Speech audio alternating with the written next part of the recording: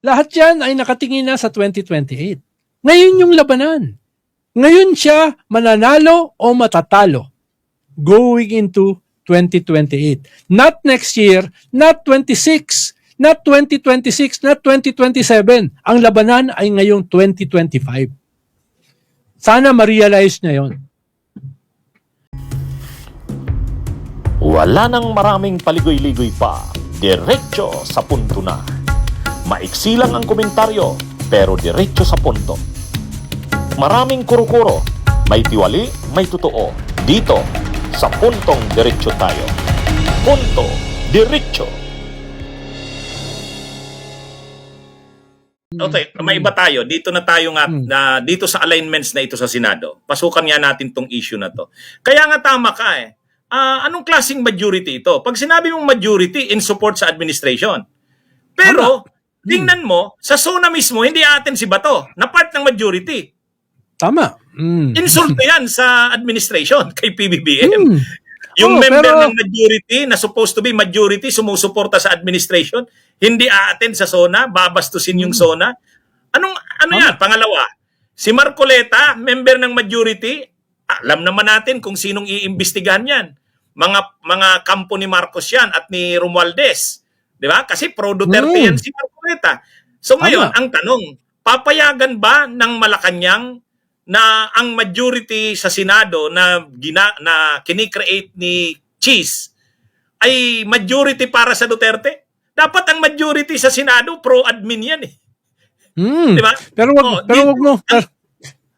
wag mong kalimutan, attorney, yung mga Duterte ay bahagi ng majority nitong nakaraang 3 taon. Ang minority lang nitong nakaraang 3 taon ay si Risa at saka si Coco Pimentel. Diba? So, maunawaan mo nung unang taon. Dahil nung unang taon, buo pa yung unit team. Pero nung ikalawa at ikatlong taon, magkaaway na yung unit team eh. Pero bahagi pa rin ng majority yung mga Duterte. Bakit? Gusto nila yung perks of being in the majority. Gusto nila yung benepisyo in terms of resources, in terms of chairmanship ng being in the majority. Kaya itong mga magsasama-sama sa majority under the leadership of Senate President Cheese Escudero ay walang prinsipyo, walang ganong klaseng batayan, walang higher purpose, walang vision. Ito ay sheer political, cynical calculation. Quid pro quo. Yan ba? Ngayon, gusto mo bang masama dyan sa ito? majority na? Ha? Hayaan ba ng Malacanang ito? Hindi ba nila nakikita ito? Well, kung alam ng Malacanang, ang dapat nila gawin. Pero minsan, duda ako kung alam ng Malacanang, yung gusto nilang gawin eh. No? Ikaw ba, hindi ka nagdududa? yun na nga yung ano ko eh. Yun na yung madalas kong discussion dyan. Actually, tama tong comment ng isang viewer natin. Ang problema kasi dyan si PBBM. Kasi hindi niya, imagine niyo yan yung majority ng Senado, una, yung isang group, malamang sasama sa hindi pag-attend sa SONA, hindi lang yan si Bato, sasama yan si Padilla. Alam naman natin si Padilla, di ba? Sasama yan. So, pang-iinsulto yan sa presidente na member ng majority. Dapat dala-dala yan ni Cheese Escudero. At pangalawa, pag nagsimula na yung Senado na yan, Senate Blue Ribbon Committee ang iimbestigahan ay mga actually sa atin walang problema na imbestigahan ang mga lahat ng dapat. Lahat. Ang problema, hindi iimbestigahan ni Marcoleta ang anomalya ng mga kampo ng Duterte. Yan yung problema sa kanya sa pagiging Senate Blue Ribbon eh. At ang problema niyan, tatamaan yan ang Marcos. Ngayon, hahayaan pa nila ni Marcos yan? At anong ano yan eh, maalala natin, sinipa si Mig Zubiri bilang Senate President, nung si Bato de la Rosa, hinahayaan, pinabelo si Jonathan Morales, yung pulburon video, di ba? Yung pulburon. Pinabelo ng committee ni Bato, mukhang tinatawagan na ng Malacanang si Migs, ipatigil mo na yan si Bato. Masyado ng anong presidente dyan. Mga hearsay na ang lumalabas dyan. Hindi pinatigil ni Migs. So anong nangyari? Sibak siya ngayon.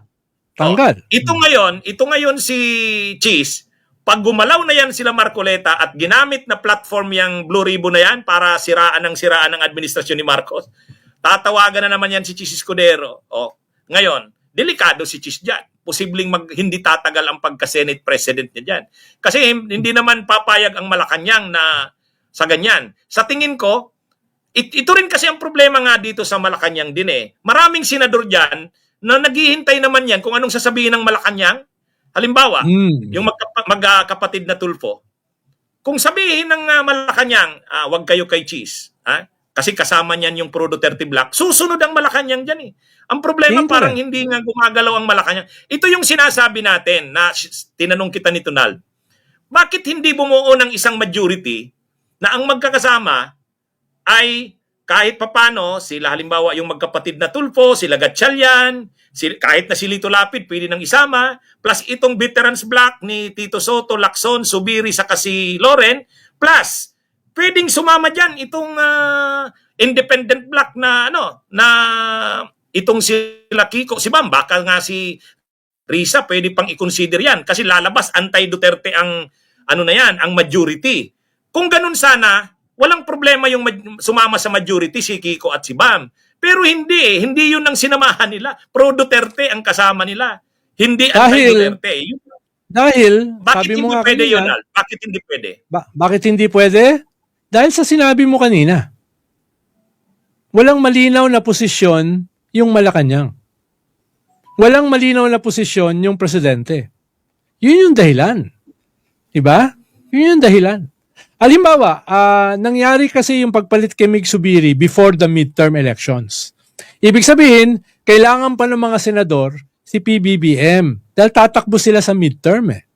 Ito kasi, hindi na ganun kadali na palitan yung Senate President dahil kahit kakampi ng Senate President yung mga Duterte, dahil ang susunod na eleksyon 2028 na.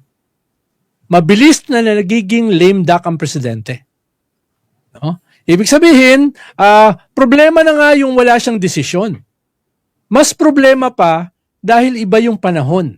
Iba yung panahon after the midterms, iba yung panahon before the midterms. Ang delikado ngayon kay PBBM, maliban doon sa kanyang indecisiveness, maliban doon sa kanyang kahinaan ng pamumuno, ay naiiba na yung panahon. Ang tingin na ng mga politiko, senador, congressmen, LGUs ay 2028. Yun na yung tingin nila. At kung hindi nila may impeach si Sara, lalo na. Dahil si Sara magkakaroon ng momentum going into 2028. Lalo siyang hindi napapakinggan ng mga senador, ng mga eventually mga kongresista, at ng mga LGUs. Kaya delicate itong panahon na ito. Delicate itong panahon na ito.